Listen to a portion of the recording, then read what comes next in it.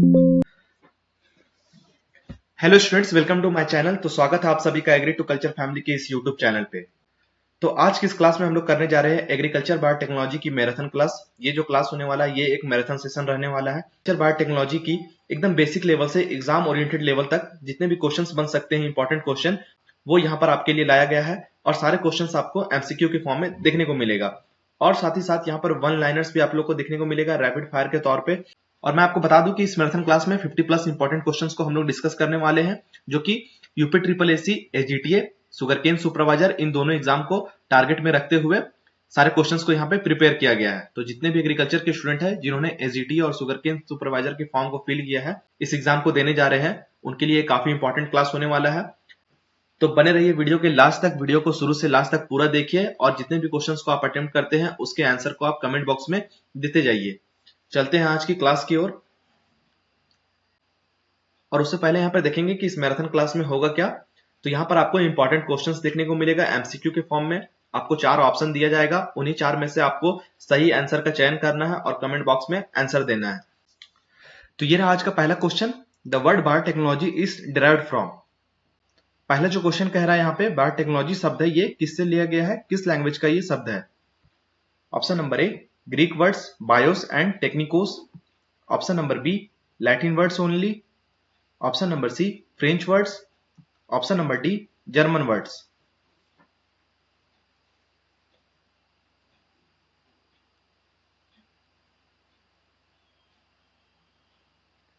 तो बात करें यहां पर अगर वर्ड बायोटेक्नोलॉजी का, तो ये ग्रीक भाषा से लिया गया है, बायोस एंड टेक्निकोस। बायोस का मतलब होता है लाइफ और टेक्निकोस का मतलब होता है स्किल या टेक्नोलॉजी। तो इस चीज को आप याद रखेंगे। चलते हैं नेक्स्ट क्वेश्चन पे। The oldest form of biotechnology is. Biotechnology का सबसे पुराना रूप क्या है। Option number A genetic engineering. Option number B tissue culture. Option number C fermentation. Option number D PCR.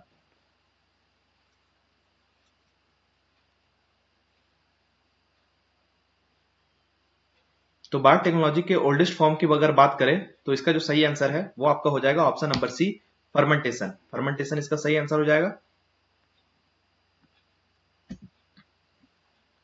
Next है the first successfully recombinant DNA molecules was developed by. तो यहां पूछ रहा है पहला सफल रिकॉम्बिनेंट डीएनए मॉलिक्यूल्स किसके द्वारा विकसित किया गया था, किस साइंटिस्ट के द्वारा विकसित किया गया। Option number A Paul Berg. Option number B Kary Mullis. Option number C Watson and क्रिक।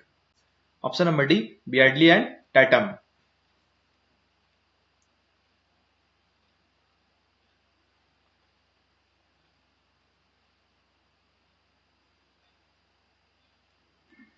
तो जो first successful recombinant DNA molecule है, ये ऑप्शन नंबर जो ए है इसका सही आंसर हो जाएगा। पॉल बर्ग 1972 इनके द्वारा इसको डेवलप किया गया। नेक्स्ट है the discovery of DNA double helix structure was made by. तो यहां पूछ रहा है डीएनए के डबल हेलिक्स स्ट्रक्चर की खोज किसने की थी। Option number A Watson and Crick. Option number B Mendel and Darwin. Option number C Pasteur and Koch. Option number D Berg and Mullis. तो आपको यहां पर बताना है जो डीएनए का जो डबल हेलिक्स स्ट्रक्चर है ये किसके द्वारा खोजा गया था।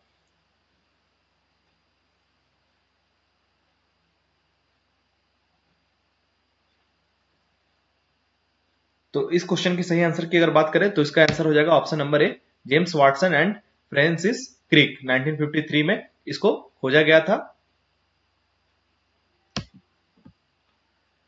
नेक्स्ट है PCR polymerase chain reaction technique was developed by. तो यहां पूछ रहा है जो पीसीआर है पॉलीमरेज चेन रिएक्शन तकनीक किसके द्वारा विकसित की गई थी। Option number A Paul Berg. Option number B Kary Mullis. Option number C Watson. Option number D Sanger.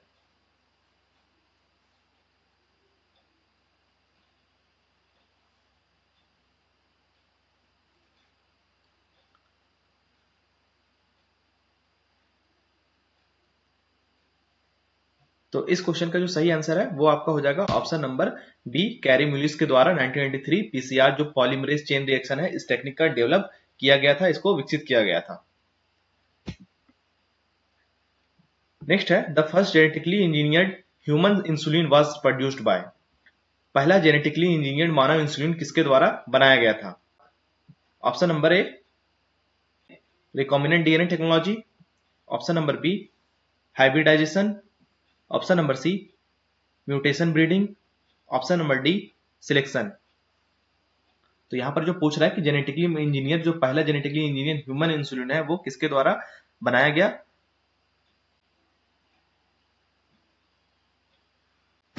तो इस क्वेश्चन का जो सही आंसर है वो आपका हो जाएगा option number A recombinant DNA technology. Recombinant DNA technology के द्वारा जो first genetically engineered human insulin है इसको डेवलप किया गया था, बनाया गया था। नेक्स्ट है the first genetically modified food crop commercialised was. तो व्यवसायिक रूप से उपलब्ध कराई गई पहली आनुवांशिक रूप से संशोधित खाद्य फसल कौन सी थी? Option number A BT cotton, option number B golden rice, option number C Flavr Savr tomato, option number D BT brinjal.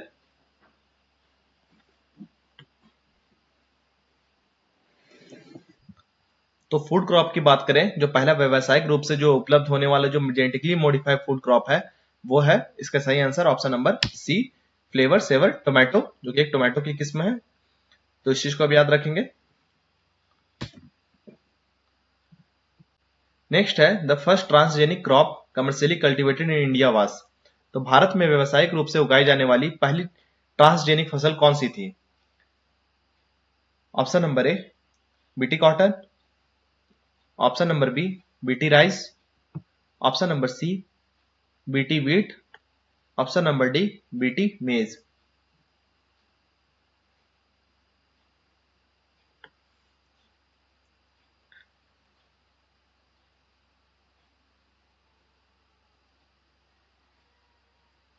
तो इस क्वेश्चन का सही आंसर है option number A BT cotton 2002, जो पहला commercially cultivated first transgenic crop था India का।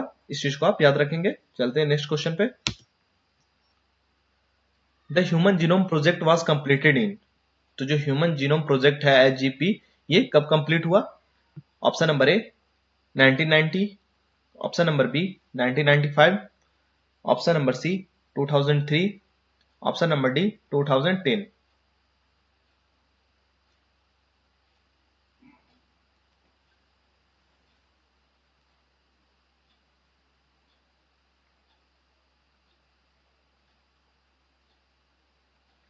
तो अगर बात करें ह्यूमन जीनोम प्रोजेक्ट का, तो ये सफलतापूर्वक कंप्लीट हुआ था 2003 में। इसका सही आंसर है ऑप्शन नंबर सी 2003।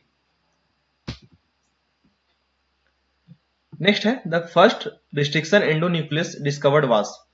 तो आपको यहां पर बताना फर्स्ट रिस्ट्रिक्शन जो एंडोन्यूक्लियस है वो कौन सा डिस्कवर्ड हुआ था? Option number A Eco R1, option number B Hind 2, option number C Bam H1, option number D Taq polymerase.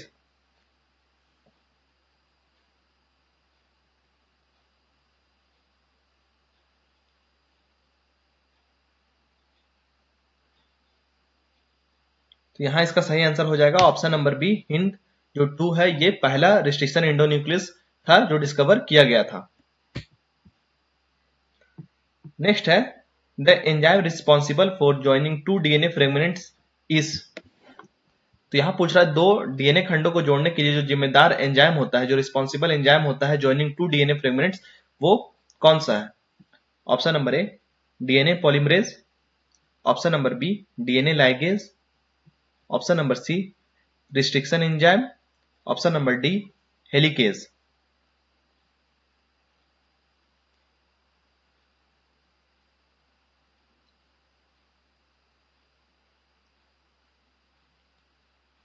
तो अगर बात करें कि दो डीएनए फ्रेगमेंट्स को जोड़ने के लिए जो एंजाइम रिस्पॉन्सिबल होता है वो होता है लाइगेज। डीएनए लाइगेज जो है इसका सही आंसर हो जाएगा ऑप्शन नंबर बी। नेक्स्ट है the most commonly used cloning vector is. तो सबसे कॉमन जो क्लोनिंग वेक्टर है, सबसे ज्यादा यूज होने वाला, वो इनमें से कौन सा है? Option number A plasmid, option number B ribosome, option number C chromosome, option number D lysosome.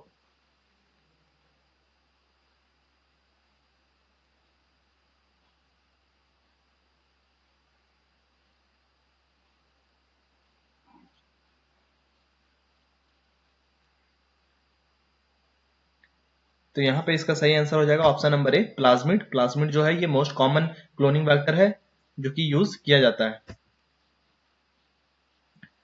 Next है the ability of vector to replicate inside the host depends on.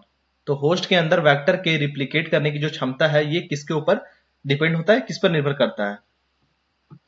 Option number A, promoter. Option number B, origin of replication, ORI। Option number C, gene marker. Option number D, restriction site. तो किसके ऊपर depend करता है?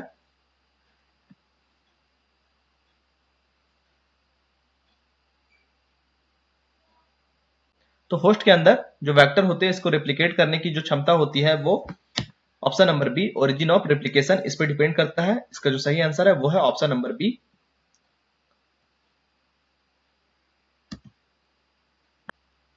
Next है the enzyme that synthesize complementary DNA cDNA from mRNA is. तो यहां पर पूछ रहा है mRNA से कॉम्प्लीमेंट्री डीएनए बनाने वाला जो एंजाइम है वो कौन सा होता है? Option number A, DNA polymerase. Option number B, DNA ligase. Option number C, reverse transcriptase. Option number D, restriction endonuclease.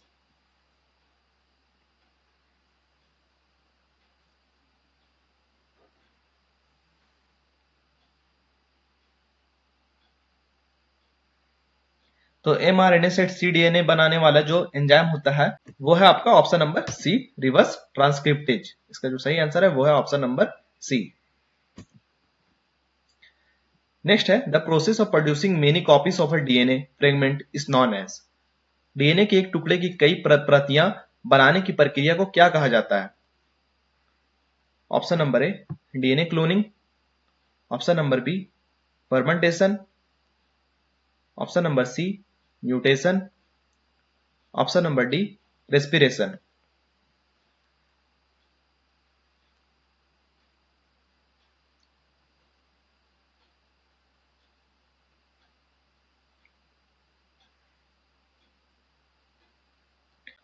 तो जब डीएनए फ्रेगमेंट, डीएनए के किसी टुकड़े से बहुत सारा कॉपी बनाया जाता है डीएनए का, तो ये जो है डीएनए क्लोनिंग कहलाता है। इसका जो सही आंसर है option number A, DNA cloning.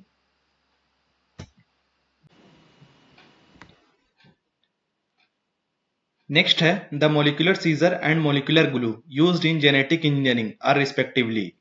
तो जेनेटिक इंजीनियरिंग में इस्तेमाल होने वाली मोलिकुलर सीजर्स और जो मोलिकुलर ग्लू है वो क्रमशः कौन कौन सा है? Option number A, DNA ligase and restriction enzyme. Option number B, restriction enzyme and DNA ligase. Option number C, DNA polymerase and ligase. Option number D, RNA polymerase and helicase.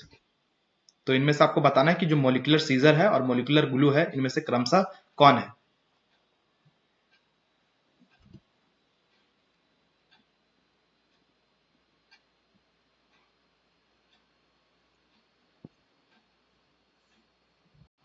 तो इस question का जो सही answer है वो आपका हो जाएगा option number B, restriction enzyme and DNA ligase. जो मोलिकुलर सीजर है वो है रिस्ट्रिक्शन एंजाइम और मोलिकुलर ग्लू है ये है डीएनए लाइगेज। नेक्स्ट है the process of introducing foreign DNA into a host cell is called.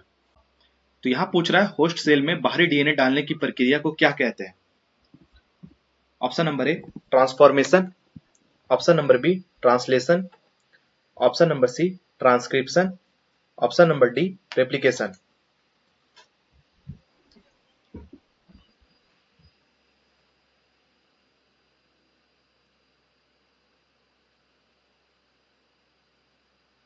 तो इस क्वेश्चन का सही आंसर है वो आपका हो जाएगा ऑप्शन नंबर ए, ट्रांसफॉर्मेशन। जब किसी होस्ट सेल में बाहरी डीएनए डालते हैं, उसको इंट्रोड्यूस करवाते हैं, तो ये ट्रांसफॉर्मेशन कहलाता है। नेक्स्ट है reverse transcriptase was first discovered in. तो जो रिवर्स ट्रांसक्रिप्टेज है इसकी डिस्कवरी किसमें हुई? Option number A, retrovirus. Option number B, bacteria. Option number C, plants. Option number D, fungi.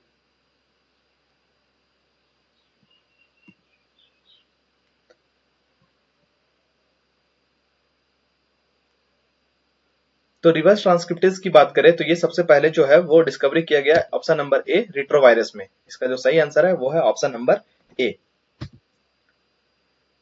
Next है कोस्माइड्स आर तो यहाँ पूछ रहा है कोस्माइड्स क्या होते हैं? A hybrid vectors containing plasmid and phage DNA. Option number B enzymes used for cutting DNA. Option number C plant hormones. Option number D ribosomal proteins. तो इनमें से कौन सा है जो कॉस्मिड्स कहलाता है?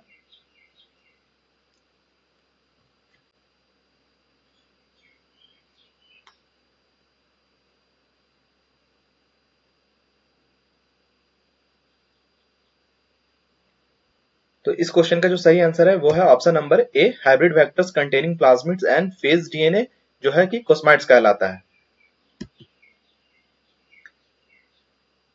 Ampicillin resistance gene MPR is an example of option number A selectable marker, option number B restriction enzyme, option number C promoter, option number D vectors।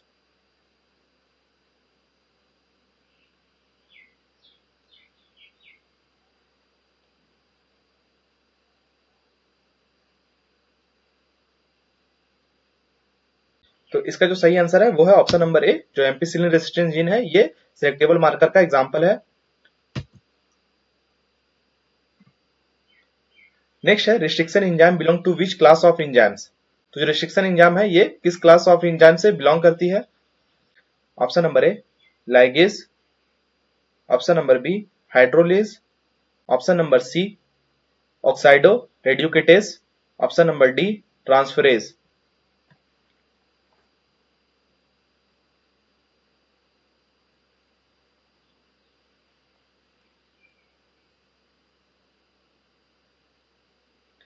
तो इसका जो सही आंसर है वो है ऑप्शन नंबर बी हाइड्रोलेज। जो restriction enzyme है ये हाइड्रोलेज जो क्लास ऑफ एंजाइम है इससे बिलोंग करता है। नेक्स्ट है the antibiotic resistance gene in plasmids are used as. Plasmid में एंटीबायोटिक रेसिस्टेंस जीन का इस्तेमाल इस तरह किया जाता है। Option number A promoters, option number B selectable markers, option number C replication enzymes, option number D restriction sites.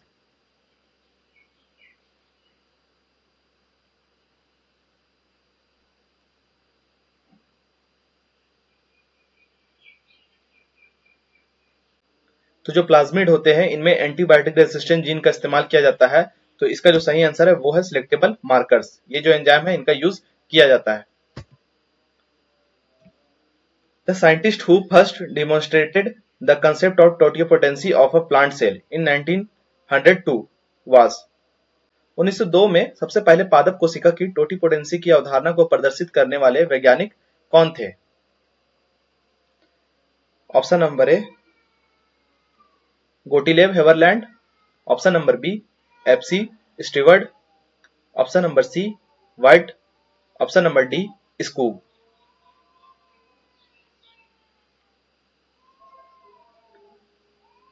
तो 1902 में टोटिपोटेंसी जो है इसकी अवधारणा को प्रदर्शित करने वाले जो वैज्ञानिक थे वो है ऑप्शन नंबर ए गोटिलेव हेवरलैंड। इसका सही आंसर हो जाएगा ऑप्शन नंबर ए।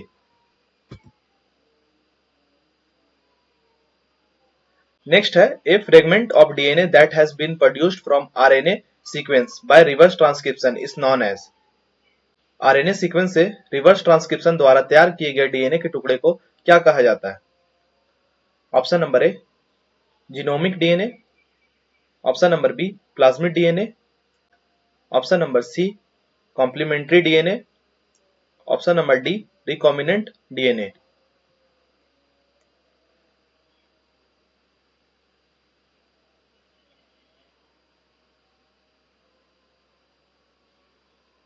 तो जब किसी फ्रेगमेंट ऑफ डीएनए के टुकड़े को आरएनए सीक्वेंस से रिवर्स ट्रांसक्रिप्शन द्वारा तैयार किया जाता है, प्रोड्यूस किया जाता है, तो ये कॉम्प्लीमेंट्री डीएनए कहलाता है। इसका जो सही आंसर है वो है ऑप्शन नंबर सी।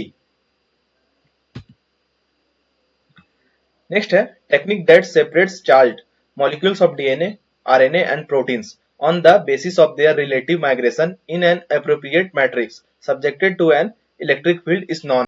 तो इस क्वेश्चन को समझेंगे। वह तकनीक जो डीएनए, आरएनए और प्रोटीन के आवेशित अणुओं को इलेक्ट्रिक फील्ड में एक उपयुक्त मैट्रिक्स में उनके सापेक्ष विस्थापन माइग्रेशन के आधार पर अलग करती है, उसे क्या कहा जाता है? Option number A chromatography, option number B electrophoresis, option number C PCR, option number D centrifugation.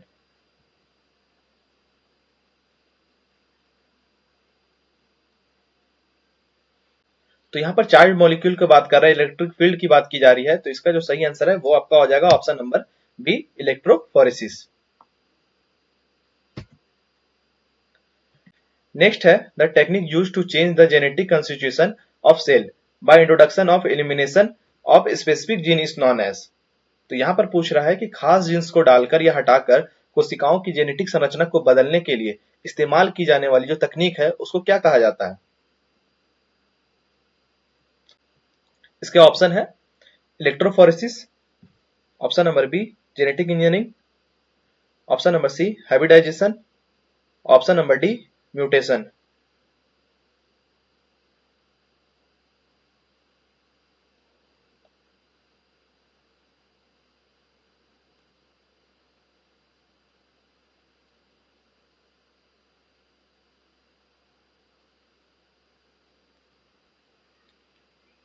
तो इस क्वेश्चन का जो सही आंसर है वो है आपका option number B genetic engineering. इसका सही आंसर हो जाएगा ऑप्शन नंबर बी।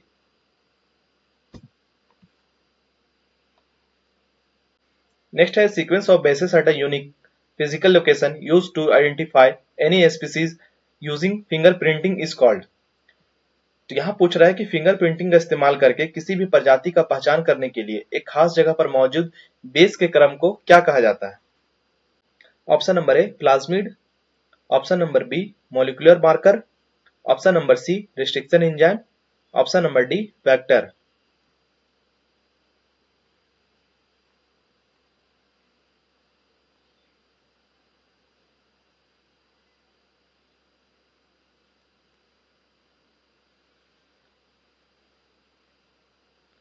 तो इस क्वेश्चन का जो सही आंसर है वो है आपका option number B molecular marker. Next question है which of the following method is a non PCR based technique. इनमें से कौन सी विधि नॉन पीसीआर तकनीक पर आधारित है। Option number A RAPD, option number B AFLP, option number C SSR, option number D RFLP.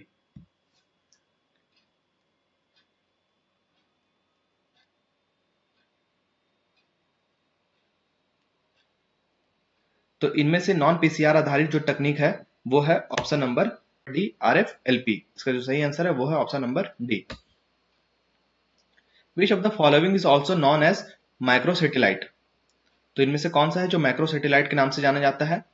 Option number A SSR, option number B SNP, option number C DAF, option number D cybrid.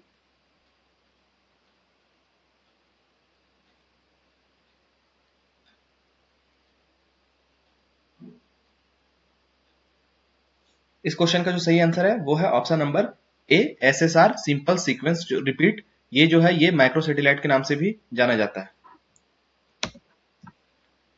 Next है which of the following genes was introduced in maize for obtaining lysine rich maize variety. तो यहां पर पूछ रहा है lysine युक्त मक्का की किस्म प्राप्त करने के लिए मक्के में निम्नलिखित में से कौन सा जीन डाला गया था। Option number A opaque 2, option number B RST1, option number C BT, option number D नील्फ।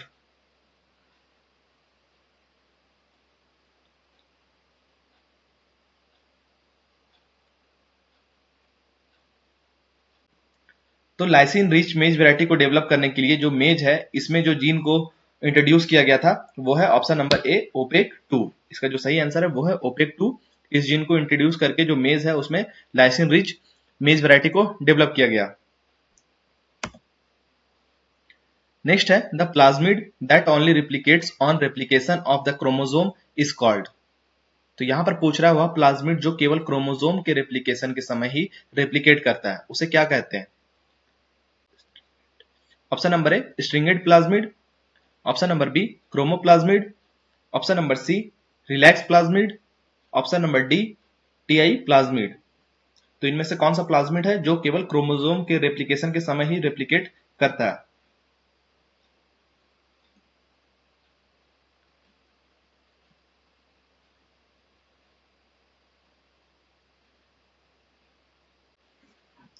इस क्वेश्चन का जो सही आंसर है वो है option number A, stringent plasmid. Stringent plasmid ऐसा प्लाज्मिड है जो क्रोमोसोम के रेप्लिकेशन के समय ही केवल रेप्लिकेट करता है।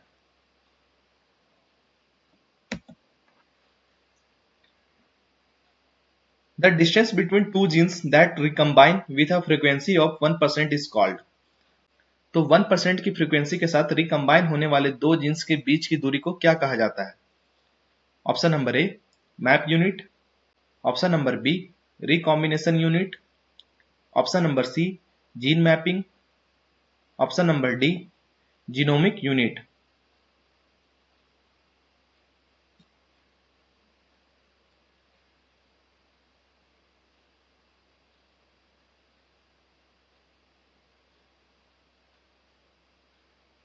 तो 1% फ्रीक्वेंसी के साथ रिकम्बाइन होने वाला दो जीन्स का जो बीच का डिस्टेंस है वो मैप यूनिट कहलाता है। इसका जो सही आंसर है वो है option number A, map unit.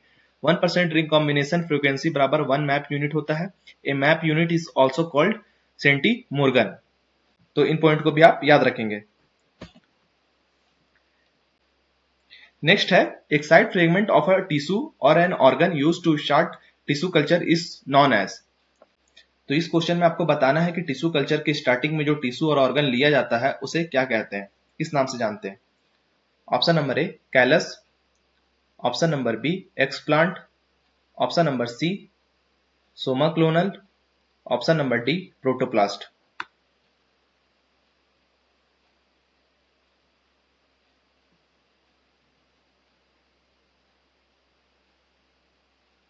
तो इस क्वेश्चन का जो सही आंसर है वो आपका हो जाएगा option number B, explant. Explant is a small excised piece of plant tissue or organ use to initiate tissue culture, जो कि टिश्यू कल्चर को इनिशिएट करने का काम करता है। It can be taken from leaf, stem, root और meristem. तो ये इन सारे जगह से प्राप्त कर सकते हैं, चाहे वो लीफ हो, चाहे स्टेम हो, रूट या फिर मेरिस्टेम वाला पार्ट हो, यहां से हम इसको ले सकते हैं। नेक्स्ट है, the crop where terminator technology is most commonly associated is. तो इस क्वेश्चन में पूछ रहा है कि टर्मिनेटर टेक्नोलॉजी से रिलेटेड कौन सा यहाँ पे क्रॉप है। Option number A, rice. Option number B, wheat. Option number C, cotton. Option number D, मेज।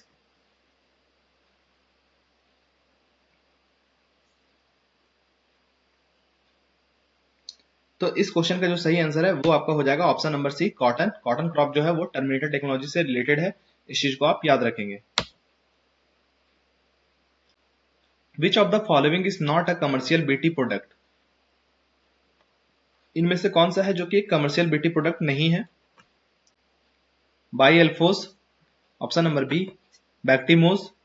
ऑप्शन नंबर सी, जेवेनिल। Option number D, बायोबीट।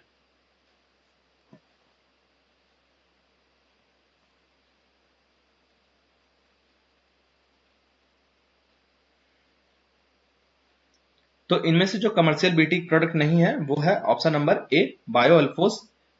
इसका जो सही आंसर है वो है ऑप्शन नंबर ए, ये एक बीटी प्रोडक्ट नहीं है, कमर्शियल बीटी प्रोडक्ट नहीं है। नेक्स्ट है, who is known as the father of tissue culture. तो काफी बेसिक और इंपॉर्टेंट क्वेश्चन है कि फादर ऑफ टिश्यू कल्चर इनमें से कौन है। Option number A, Bonner. Option number B, Laibach. Option number C, Haberlandt. Option number D, गॉथरेट।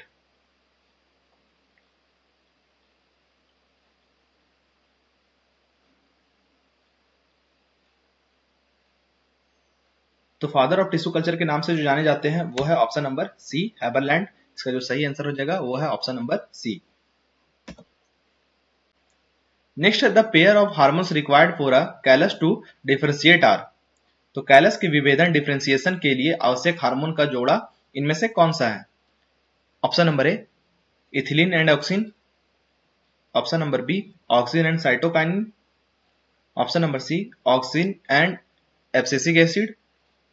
Option number D, cytokinin and gibberellin.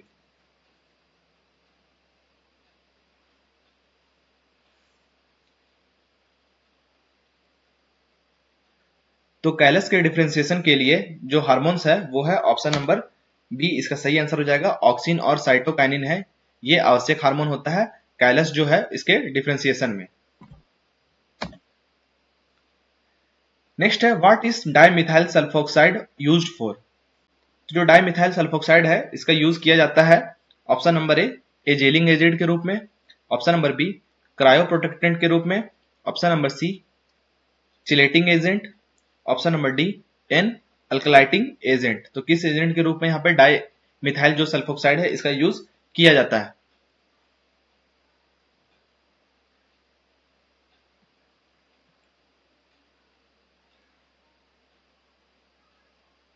तो इस क्वेश्चन का जो सही आंसर है वो है option number B cryo protectant.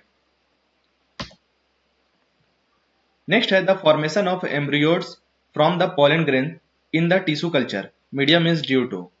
Tissue culture medium में पराग कणों से एम्ब्रियोड्स का बनना खलिस्तान के कारण होता है। Option number A organogenesis, option number B test tube culture, option number C double fertilisation, option number D cellular totipotency.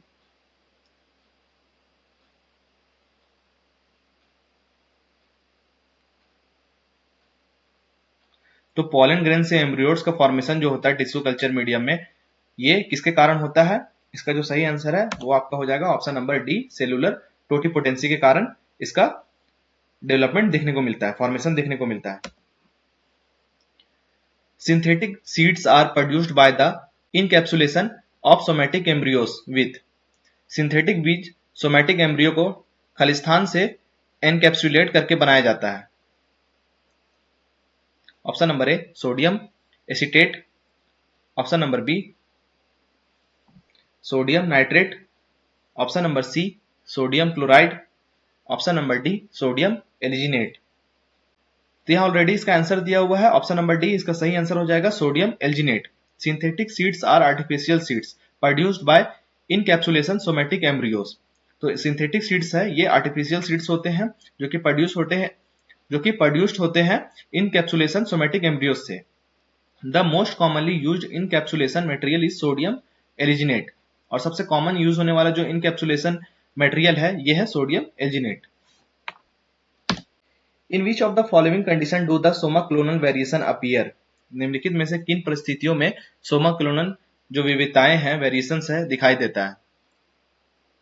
Option number A plants raised in tissue culture, plants exposed to gamma rays, plants growing in polluted soil or water, plants transferred by recombinant DNA technology. तो कौन सा स्थिति में Soma clonal variation दिखाई देता है?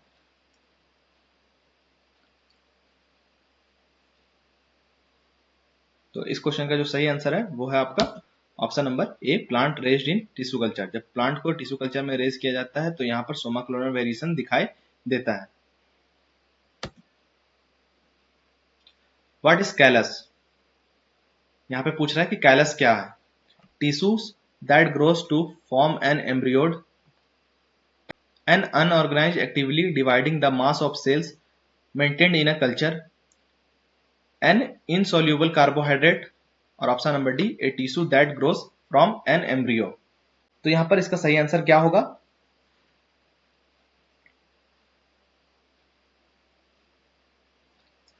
तो इस क्वेश्चन का जो सही आंसर है वो आपका हो जाएगा option number B an unorganised actively dividing mass of cell, कोशिकाओं का समूह मेंटेन इन कल्चर। इसका सही आंसर है option number B. Which of the following chemical are most widely used to protoplast fusion? Protoplast fusion के लिए इनमें से किन केमिकल्स का सबसे ज्यादा इस्तेमाल किया जाता है? Option number A mannitol, option number B polyethylene glycol, option number C sorbitol, option number D mannol. तो कौन सा केमिकल का यूज किया जाता है प्रोटोप्लास्ट फ्यूजन में?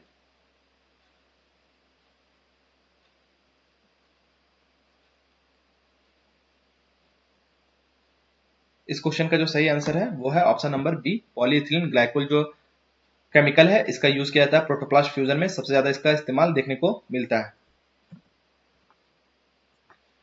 नेक्स्ट है which of the following mediums is composed of chemical defined compounds. निम्नलिखित में से कौन सा माध्यम रासायनिक रूप से परिभाषित यौगिकों से बना है? Option number A natural media, option number B artificial media, option number C synthetic media, option number D none of the above. तो क्वेश्चन में यहाँ पे केमिकली डिफाइंड कंपाउंड्स पूछ रहा है, रसायन रूप पूछ रहा है, इसीलिए इसका जो सही आंसर है वो आपका यहाँ पे हो जाएगा option number C synthetic media. Next है which of the following vectors is used in crop improvement and crop management. तो किस वेक्टर का यूज किया जाता है क्रॉप के इंप्रूवमेंट में और क्रॉप मैनेजमेंट में। Option number A agrobacterium, option number B plasmid, option number C cosmid, option number D plasmid.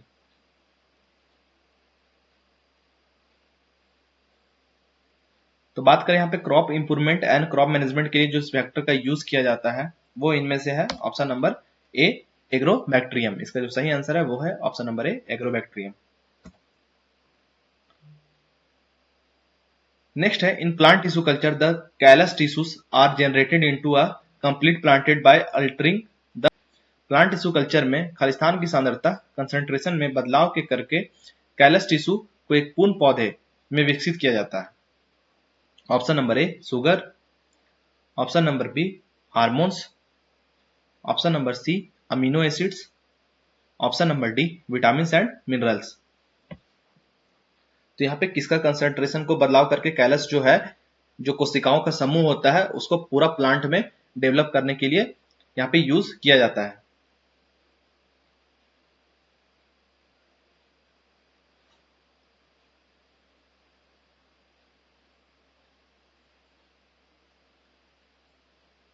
तो इस क्वेश्चन का जो सही आंसर है वो है ऑप्शन नंबर बी। इसके हार्मोन्स का जो कंसंट्रेशन है उसमें बदलाव करके कैलस को एक पूर्ण पौधे में विकसित किया जाता है। तो यहां तक हम लोगों ने एग्रीकल्चर बायोटेक्नोलॉजी के इंपॉर्टेंट क्वेश्चंस को कवर किया। लगभग 50 प्लस क्वेश्चन को हम लोग इस क्लास में किए। तो उसके बाद यहाँ पर वन लाइनर्स के फॉर्म पे यहाँ पे कुछ पॉइंट्स को देखेंगे जो आपके एग्जाम के लिए काफी इंपॉर्टेंट है। तो यहाँ पे पहला है पीसीआर स्टैंड्स फॉर। तो पीसीआर का फुल फॉर्म यहाँ पे पूछ रहा है, वो होता है पॉलीमरेज चेन रिएक्शन। उसके बाद दूसरा point ELISA is used for. तो एलिसा का यूज क्यों किया जाता है? Detection of antigen and antibody. तो जो एंटीबॉडी है एंटीजन है इसको डिटेक्ट करने के लिए एलिसा का यूज किया जाता है। उसके बाद है आरएफएलपी स्टैंड्स फॉर। तो यहाँ पे आरएफएलपी का फुल फॉर्म पूछा है, रिस्ट्रिक्शन फ्रेगमेंट लेंथ पॉलीमॉर्फिज्म, ये इसका फुल फॉर्म होता है। उसके बाद है RAPD stands for random amplified polymorphic DNA, ये इसका फुल फॉर्म होता है। उसके बाद है एएफएलपी स्टैंड्स फॉर। तो इसका फुल फॉर्म है एम्पलीफाइड फ्रेगमेंट लेंथ पॉलीमॉर्फिज्म। उसके बाद है QTL. QTL stands for quantitative trait loci. उसके बाद है back, BAC stands for bacterial artificial chromosome, ये इसका फुल फॉर्म होता है। उसके बाद है याक, YAC stands for yeast artificial chromosome. तो यहाँ पे जो फुल फॉर्म है इसको आप याद रखेंगे। यहां से आपको कंफर्म है कि एग्जाम में आपको क्वेश्चंस बायोटेक्नोलॉजी में यहां से पूछा जाएगा। उसके बाद है द फर्स्ट ट्रांसजेनिक प्लांट वास। तो यहाँ पे पूछ रहा है कि फर्स्ट ट्रांसजेनिक प्लांट कौन सा है, तो वो है तंबाकू। उसके बाद है first commercial GM food crop. तो कमर्शियल जो जीएम फूड क्रॉप है वो है फ्लेवर सेवर टोमेटो। उसके बाद है BT gene is obtained from. तो बीटी जीन कहां से ऑब्टेन किया जाता है, ये है बैसिलस थुरिनजेनेसिस। उसके बाद है golden rice in rich in. तो गोल्डन राइस में आपको किस चीज की अधिकता देखने को मिलती है, वो है beta carotene vitamin A precaution. जो उसके बाद है टर्मिनेटर टेक्नोलॉजी। टर्मिनेटर टेक्नोलॉजी जो है ये सीड स्टेरिलिटी से रिलेटेड है जो कि कॉटन क्रॉप में देखने को मिलता है। तो इस तरीके से सारे पॉइंट्स को आप नोट करेंगे या फिर स्क्रीनशॉट भी ले लेंगे। उसके बाद है totipotency. Totipotency was proposed by. तो ये किनके द्वारा प्रपोज किया गया था, वो है गोटिलेब हेबरलैंड। उसके बाद का पॉइंट है मेरी stem culture is used for. तो इसका यूज जो है वो वायरस फ्री प्लांट्स के डेवलपमेंट के लिए किया जाता है, मेरी स्टेम कल्चर का। उसके बाद है embryo culture is mainly used for. तो एम्ब्रियो कल्चर का यूज कहां पे किया जाता है, ओवरकमिंग हाइब्रिडाइजेशन बैरियर्स। जो हाइब्रिडाइजेशन बैरियर्स होते हैं उसको ओवरकम करने के लिए एम्ब्रियो कल्चर का यूज किया जाता है। उसके बाद है एंथर कल्चर प्रोड्यूसेस। तो एंथर कल्चर से क्या प्रोड्यूस होता है, इससे हैप्लॉइड प्लांट्स का प्रोडक्शन होता है। उसके बाद है haploid plants were first produced by. तो हैप्लॉइड प्लांट है ये किनके द्वारा पहली बार प्रोड्यूस किया गया था, तो ये गुहा एंड महेश्वरी जो साइंटिस्ट हैं इनके द्वारा इसको डेवलप किया गया था। उसके बाद है Soma clonal variation occurs in. तो सोमा क्लोनल वेरिएशन है ये टिश्यू कल्चर्स में देखने को मिलता है। तो इन सारे पॉइंट्स को आप नोट करेंगे। उसके बाद है department of biotechnology, DBT. Government of India was established in 1986। तो जो डीबीटी है इसका फुल फॉर्म भी याद रखेंगे, डिपार्टमेंट ऑफ बायोटेक्नोलॉजी, जो कि गवर्नमेंट ऑफ इंडिया के अंतर्गत आता है और इसका जो स्थापना है वो 1986 में किया गया था।